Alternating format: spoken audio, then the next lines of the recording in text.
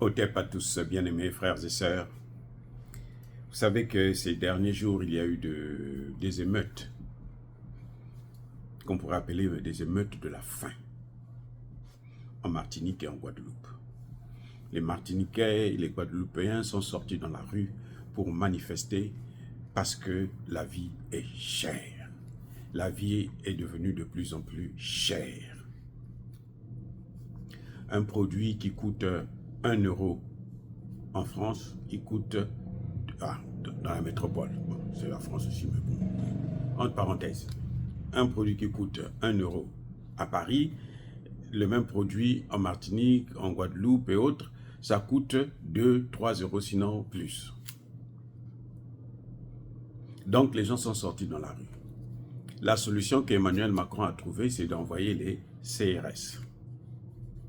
Ça fait plus de 60 ans qu'on n'a jamais vu une telle situation en Martinique. Il y a des gens, bien entendu, on trouve toujours des noirs de service qui vont trouver que oh, maintenant c'est bien, ça s'arrange.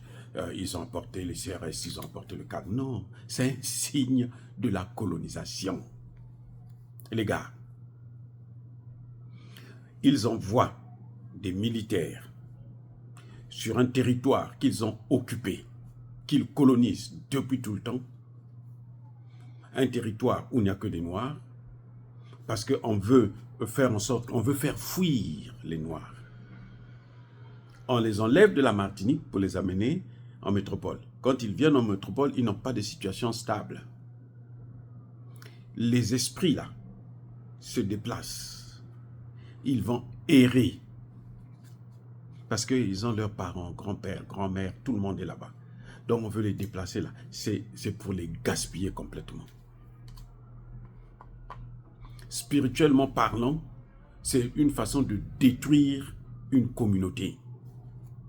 On veut détruire nos frères et sœurs de la Martinique, de la Guadeloupe et toutes ces îles que la France occupe depuis l'esclavage et la colonisation. Il y a des gens qui vont vous dire que mais le produit pour quitter dans la chaîne de production jusqu'au consommateur, quand ça se passe en métropole, il faut compter 5 à 6 intermédiaires. Mais en Martinique, il faut compter 13, sinon plus, d'intermédiaires. Ça, c'est les raisons que RFI vous donne. Très bien, ok, très bien. Oui, il faut compter plus d'intermédiaires. Parce que ça va coûter plus cher. Les taxes, le transport, les ceci, machin. Alors, qu'est-ce qu'ils vont dire pour la banane? La banane qui est produite là-bas, là, en Martinique, là, elle coûte 2 fois plus cher qu'en métropole. Comment vous expliquez ça? Ah oui, les intermédiaires. Mais il y aurait plus d'intermédiaires quand c'est produit en Martinique et vendu en métropole. Vous ne pensez pas? Vous voyez, ça dit que ce sont des raisons échappatoires pour endormir nos frères, nos parents. Pour nous endormir. Et vous avez des Martiniquais, des Guadeloupéens, qui continuent à croire. Nous passons tout notre temps à expliquer que la Martinique, la Guadeloupe, ce sont des colonies. C'est pas parce qu'ils ont des passeports français, vous voyez, et puis après quoi? Et maintenant que la France a de très très très sérieux problèmes, ils vont s'appuyer sur qui? Ils vont faire des économies où? Mais c'est là où il y a des Noirs, là. C'est là qu'ils vont faire leurs économies. C'est des gens qui sont sans pitié. En fait, vous voyez ce qu'ils sont en train de faire en Calédonie? On est en train de prendre des Français. On les installe en Calédonie. Oui, des Blancs. On les met en Calédonie. On leur donne des avantages pour qu'ils puissent accepter de vivre en Calédonie. D'être des propriétaires terrains et autres. Afin de chasser les Noirs ou bien faire en sorte que les Noirs en Calédonie ne puissent jamais être indépendants. Jamais de leur vie. Voilà ce qui est en train de se passer. Et la Martinique, là, c'est la même chose. Les Martiniquais, les Guadeloupéens, les Guyanais, tout ce monde-là, ce sont des colonies. Bon, on va dire que nous aussi, nous sommes des colonies. Mais eux, là, c'est pire que les colonies. C'est pire que les colonies. Puisqu'ils se disent français, mais ils sont marginalisés. Ah oui. Un tiers de Martiniquais, de Guadeloupéens sont pauvres. Et très pauvres même. Un tiers. Ce un tiers là, en France là, ce n'est pas un tiers, c'est la moitié de un tiers qui vit sous le seuil de la pauvreté.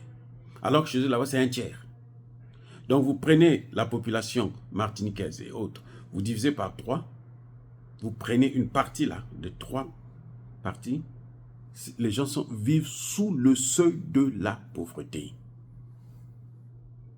Donc ils sont extrêmement pauvres. Vous voyez, alors que pour avoir le même, il faut diviser le 1 tiers de la population de la métropole par 2 pour avoir le taux de pauvreté. Les gens qui vivent connaître les gens qui vivent dans la pauvreté. Donc, il y a moins de gens qui vivent dans la pauvreté. Et c'est le même pays. Comment vous expliquez ça? C'est parce qu'on ne partage pas. La redistribution des ressources ne se fait pas correctement. Les autres sont marginalisés. Mais oui, parce que quand la redistribution des ressources se fait correctement, eh bien, tout le monde bénéficie. Donc, la Martinique, la Guadeloupe, vous avez des gens qui produisent pour la métropole, pour nourrir les gens qui sont en métropole. Et on les utilise. Ils font à peu près, c'est comme l'esclavage. C'est pour ça qu'il n'y a pas de riches là-bas. Vous n'avez pas trouvé des millionnaires. Alors que des gens qui produisent la banane à gogo et tout machin, tout ça là, mais ils sont pauvres. C'est ce qu'ils ont fait avec la Côte d'Ivoire, par exemple, le café. Le kilo, c'est qui expliquait ça? Mais c'est Jacques Chirac qui nous expliquait ça. C'est pas moi, hein? Jacques Chirac. Il vous dit, mais le kilo de café, il coûte 500 francs CFA. Comment tu appelles ça? En Côte d'Ivoire. Très bien. Donc, l'homme d'affaires français vient, il achète le kilo à 500. Quand il va avec en France, ce kilo-là, il peut ressortir, entre le travail, il peut ressortir 250 tasses de café. Et la tasse de café coûte 500. Donc, en fait, sur 250 tasses de café, lui, il a acheté le café avec une tasse seulement, le prix d'une tasse. Et 249 tasses, c'est pour lui. Dans ça, il enlève 5, il peut enlever même 5 taxes pour les taxes. Et puis 5 ou 10 taxes pour le transport. Il a toujours plus de 200 tasses de café. Donc, il a 200 multiplié par 225 multiplié par 500. C'est le bénéfice qu'il obtient. Ça, c'est pas moi qui explique, c'est Jacques Chirac avant sa mort qui il délirait maintenant, il disait tout. C'est d'ailleurs pour ça que après, on ne voulait plus que le voir dehors. Personne n'avait le droit de le rencontrer. Parce que si tu le rencontres, il va te dire tout. Et ils l'ont bloqué jusqu'à sa mort. On en a fait une loque, un malade qui était un légume, quoi, carrément. Pendant plusieurs années, avant qu'il ne partent au repos éternel. Donc, vous voyez, c'est un peu ce que sont en train de subir nos parents en Martinique. Ils sont exploités. Et ça doit s'arrêter. Mais ça ne peut pas s'arrêter si en Afrique, là, nous-mêmes, nous sommes exploités. Vous voyez, si en Afrique, nous sommes toujours exploités, mais nos parents, comment on va les aider? On ne peut pas.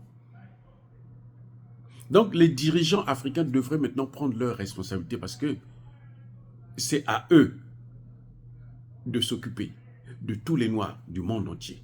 Puisque tous les Noirs du monde entier viennent d'Afrique, ils sont africains. Le continent africain, c'est pour nous tous. avec ceux qui sont à l'étranger. C'est pour nous tous. Mais maintenant, il faut que ceux qui sont là puissent créer des conditions. Mais pour créer des conditions, il faut qu'ils sachent à peu près comment se comporter. Or, bien aimés frères et sœurs, dire cela, c'est inciter à la haine ou à la violence. Non. Emmanuel Macron veut maintenant exterminer nos parents en Guadeloupe et en Martinique par la faim. L'arme de la faim. Les amis, soyez bénis, abondamment bénis par le Dieu des Kémites et par nos ancêtres angélisés. Mais que tous ceux qui persécutent le continent africain le pillent et le déstabilisent, qu'ils soient noirs, blancs, chinois, arabes, juifs, indiens, qui qu'ils soient punis, maudits, foudroyés, neutralisés, écrasés, effacés par le Dieu des Kémites et par nos ancêtres angélisés. Vive l'Afrique éternelle, j'ai dit et j'assume.